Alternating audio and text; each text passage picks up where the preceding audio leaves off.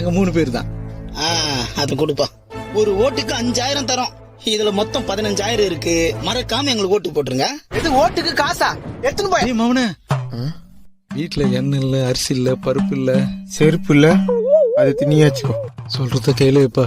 வர பணத்தை யாவுன்னா குடும்பத்துல கஷ்டமா இருக்குதுப்பா. கஷ்டமா இருக்குதா? கொடுங்க.